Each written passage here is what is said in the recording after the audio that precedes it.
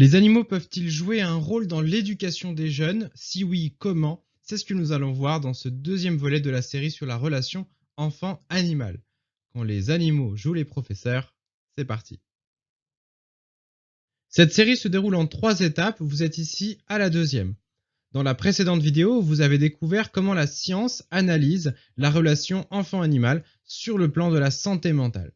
On a notamment vu que l'animal a un impact non négligeable sur le bien-être de l'enfant, sur son estime, sur son anxiété et sur son comportement. Dans la suite, nous traiterons du sujet de l'émergence de la citoyenneté chez les plus jeunes grâce à la nature et aux animaux.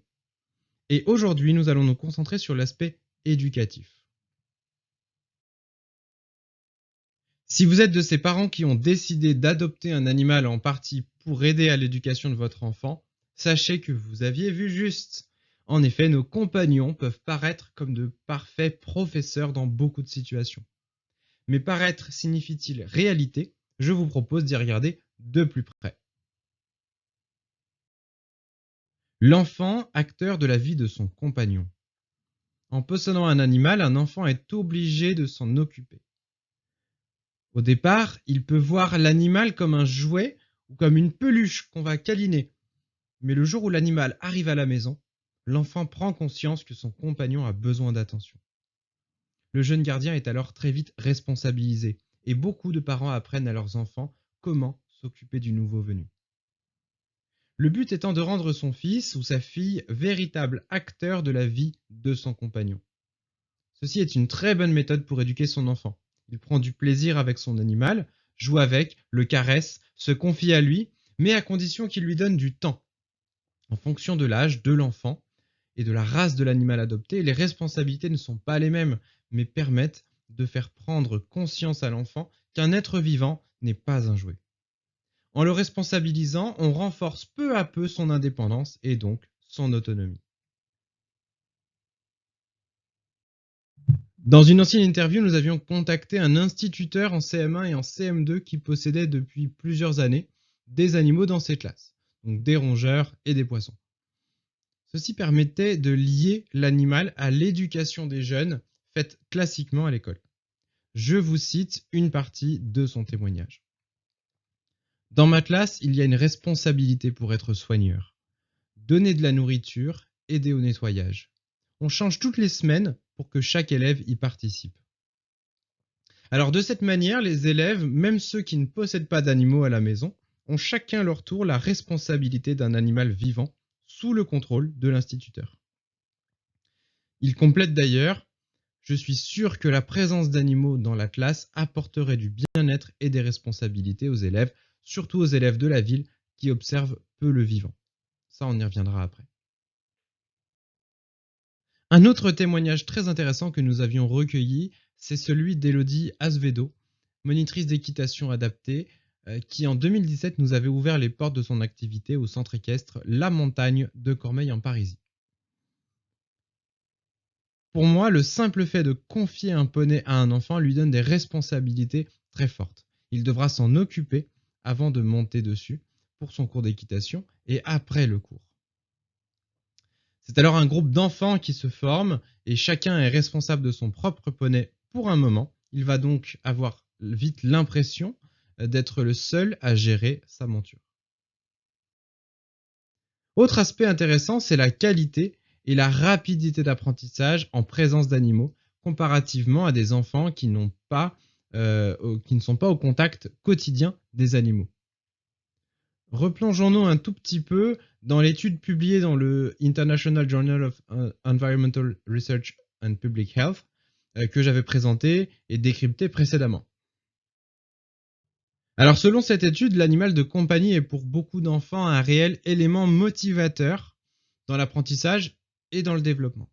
Le compagnon, il a un pouvoir d'aider dans l'éducation de l'enfant, notamment en enrichissant son vocabulaire. Tout d'abord, la relation de non-jugement qui implique l'interaction avec un animal permet de mettre l'enfant en confiance, qui souvent aime bien se confier à son animal et lui parler. Une relation qui favorise le développement de son langage et de son vocabulaire. Les enfants qui ont un animal chez eux s'expriment également mieux quand il s'agit du monde vivant et du corps que ceux qui ne possèdent pas d'animal à la maison.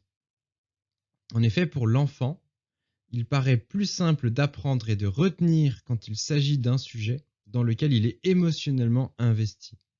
Il est alors souvent amusant pour le jeune propriétaire d'apprendre l'anatomie de son compagnon, qu'il retiendra donc plus facilement.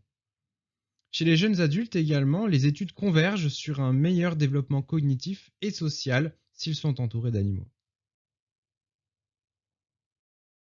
Elodie Azevedo, monitrice d'équitation adaptée, nous avait également confié que le poney motive l'enfant à se dépasser. Lorsqu'il pratique l'équitation, l'enfant commence à développer son esprit de compétition à travers différents jeux pour les petits, mais également son esprit d'équipe par cette même manière. De plus, répéter les exercices et réussir à les exécuter, en un mot, maîtriser soi-même son poney, donne de la confiance à l'enfant, ce qui le fait progresser et le motive à persévérer dans l'apprentissage. La vision de l'enfant sur l'animal n'en sera que plus ouverte, lui permettant ainsi de se forger petit à petit son propre mode de pensée. Cependant, comme toujours, il faut garder à l'esprit que ces bienfaits sont intimement liés au taux d'encadrement de la part des parents. Il faut tout d'abord que chaque parent sensibilise son enfant avant d'espérer un effet de l'animal sur ce dernier. Car c'est bien, avant tout, la qualité du milieu de vie de l'enfant qui sera l'élément déterminant de son développement cognitif et de son éducation. Alors la meilleure façon d'avoir de l'effet sur un enfant avec un animal reste d'avoir un compagnon à temps plein à la maison, d'encadrer et d'accompagner son enfant dans sa démarche d'interaction avec un animal en tant que parent, et bien sûr d'avoir un cadre de vie sain. De trop nombreux enfants, notamment des citadins, n'ont aujourd'hui aucun contact avec un animal. L'instituteur qui avait répondu à notre interview nous avait d'ailleurs confié: j'ai fait plusieurs voyages de découverte et à chaque fois, la plupart des élèves n'avaient jamais approché ou touché une vache, une chèvre ou même un gros chien. Avoir un animal, c'est super. Mais si vous multipliez les interactions avec le vivant, c'est encore mieux. Il existe de nombreux professionnels dont le métier est de créer cette connexion, l'éducation à la ferme, la médiation animale, l'éveil à la nature, les classes vertes par exemple. Faites un tour sur l'escapadeverte.fr pour dénicher des lieux exceptionnels près de chez vous et près, bien sûr, des besoins de votre enfant. Dans la dernière partie de cette série, je vous proposerai d'envisager ensemble les premiers pas du jeune enfant vers la citoyenneté. Si vous avez aimé cette vidéo, donnez-moi un pouce vers le haut et abonnez-vous à la chaîne. Ça m'encouragera à continuer à vous proposer des contenus régulièrement. Et si vous avez envie d'en savoir plus, vous pouvez télécharger gratuitement la liste des 10 livres qu'il faut absolument avoir lus quand on parle d'éducation des enfants à l'environnement. Pour l'obtenir, il vous suffit de cliquer sur le lien qui s'affiche sous la vidéo, en description et en commentaire.